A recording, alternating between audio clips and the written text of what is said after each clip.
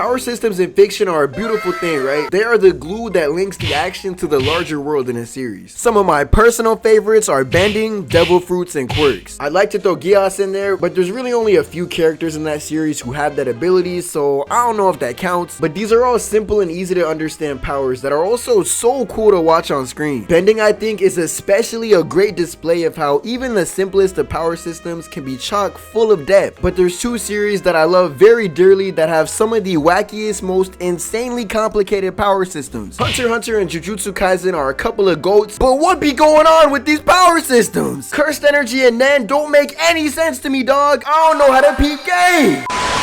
Hunter and JJK are two absolute juggernauts in shonen that everybody loves, right? There's a ton of excellent characters across both series. The worlds these two take place in are phenomenal also. I mean, JJK is just the real world, but like slightly different, so you feel me? That's actually a weird trend I've been noticing with a lot of modern shonen. Why do so many of them take place in the real world? I love Nen and Cursed Energy though, but I cannot for the life of me tell you bar for bar how either of these systems work in detail. Do that make me a pea-brain motherfucker? Maybe. But I also think something is up if you need a whole fire rack paper to explain what somebody's power does and how it works. Even the way Nen is divided into its 6 types is crazy to me, not gonna lie. Enhancement, emission, transmutation, conjuration, manipulation, and specialization sound kind of self-explanatory, which is nice, but I truly could not tell you what those last two do. Now compare that to something like the 3 types of devil fruit powers. One makes you an animal, one makes you an element, and the other is everything else. Alright, maybe paramecia fruits kind of f*** up my point, especially with the concept of special paramecia is, but at the end of the day, this is simpler than Nen, right? Simple doesn't even necessarily have to mean less creative, which is great. But one thing that really helps these two power systems is having their main characters utilize them in the most simplest of ways, aka the art of heads. Itadori and Gon don't have any crazy complicated stipulations that go with their abilities or long drawn out explanations for how their kits work. They simply box the f out their opponents and it's beautiful. There's this video I watched a long ass time ago that explains this whole concept so well. While neither Gon nor Itadori end up being my personal favorite characters, they do really make it easier to understand the world that surrounds them. It's like playing Ryu in Streets or Mario in Smash. These are the characters that will help you learn the fundamentals of the game. Hey look, I'm a simple man. I can't help but make everything about fighting games. I'm sorry, but it makes sense, don't it? It makes sense, don't it? The Nen test is some of the coolest shit ever though. And let's not lie like we all ain't try this shit at home too. In fact, let me try it again, bro. Alright, look, so I don't have a leaf, but I have this little piece of paper that was maybe, possibly, probably made from a leaf. Boom, put it in.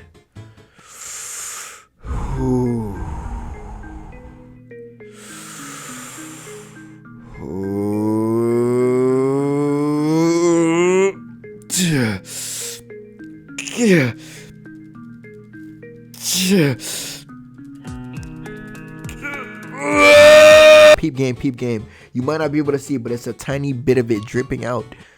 That's what happened to Gon, right? That might be me. Jujutsu Kaisen's power system feels infinitely more complicated than Nen, not gonna lie. And Nen already gets crazy too. With the series called Sorcery Fight, they really take advantage of the battle part of being a battle shonen. We get full speeches of narration during fights to explain how motherfuckers' powers work, and it really becomes a matter of just understand what you can and keep watching. What I like about this series is that you really don't need to 1000% get how a character's power works all the way in order to still enjoy the out of a fight or the story itself. Any good series is going to use their fights to expand and advance the story, and JJK can still do that without Hello Next understanding all of it. Like, I really hope it's clear that I'm not trying to bash Hunter x Hunter or Jujutsu Kaisen in this video, but look, these power systems is confusing, bruh. Come on! Cursed Energy just comes with so much. Then there's this beautiful ass Gojo who is simply blessed with 2 of the most cracked powers in the whole series. The way red, blue, and purple work will never not confuse me, not gonna lie, but it looked marvelous.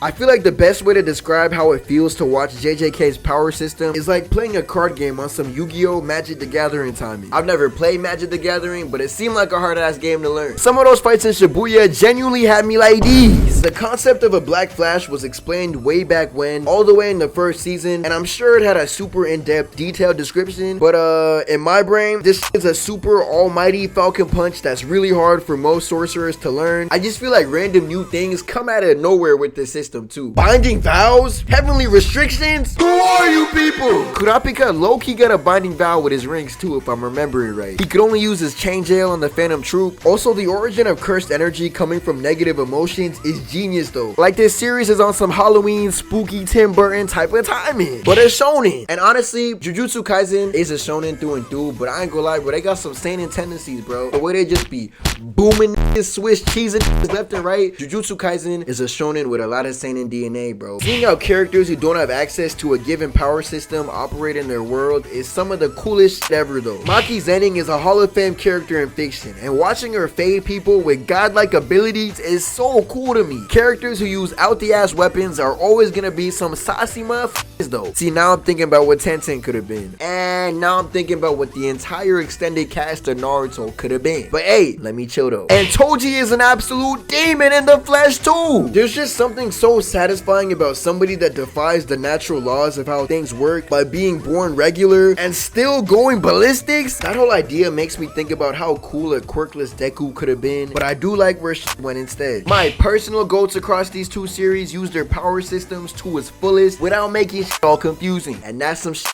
I love to see. Por ejemplo, look no further than Choso the God. This man is the sauciest character in the entirety of JJK, and he has one of the coolest fights in recorded history of the known universe, dog. I'm an anime only, so I don't know a whole lot about context in terms of manga stuff, but this community is like top 3 worst criminals when it comes to spoilers, so I kind of have an idea of where he's going in future seasons. And look, I'm sensing some heat is approaching. He can do all kinds of cool shit with his blood, like pressurizing it to make a whole ass Kamehameha, crystallizing it to make armor, blood constructs, blood bombs, etc, etc. He's just so motherfucking cool. I kind of do got a soft spot for bloodbenders in anime though. Shout out Power, my goat. But Choso is a perfect example of a character with a very simple power that's still so full of depth. JJK Zero was some flames, and it really made me f with Yuta, and his whole thing is really just copying the abilities of others, but he also got a sword, so like plus 1,000 cool points. Come on, I don't make the rules. Give an eye patch or a sword, they automatically one of the coolest motherfuckers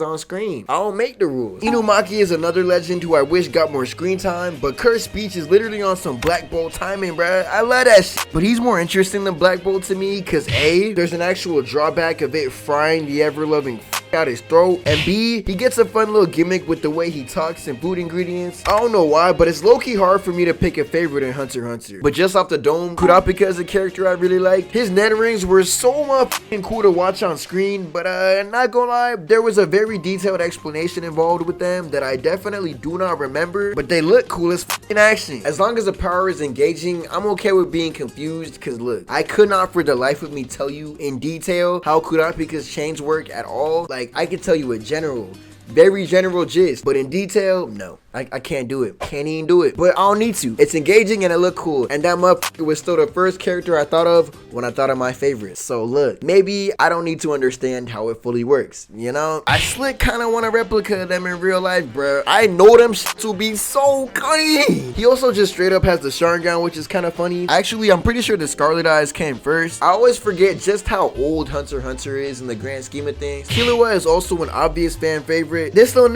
is the epitome of cool. This kid is the lightning god made flesh, but he also has a bunch of other cool abilities like his shadow step of doom and his vibranium claws of death. The way he unlocked his electricity is insane too, bruh. This little nigga tased himself. This is one raw ass demon. Killua is the epitome of young, bro. This is a 2D YN. And also, I gotta shout out Canary for the one time too. This is simply a fire character design. We won't talk about a 1999 version though. I ain't gonna lie, this gotta be charged. She's Killua's homie, but I cannot for the life of me remember what her abilities are aside from also knowing how to shadow step. She also carry a pull on her at all times, bruh. I think everybody that's raised in this house is just a demon, bruh. She's just so cool, dude. And look at her hair. She is a goat. Hey, look, shout out Kurapika, but forget everything I said earlier. Canary's my new goat. But it's tough. But yeah, JJK and Hunter x Hunter may have some headache-inducing power systems, but they're both still some goats, right? And look, Hunter x Hunter is getting a 2.5D fighting game in the near future. Look, Hunter x Hunter Net Impact has the ability to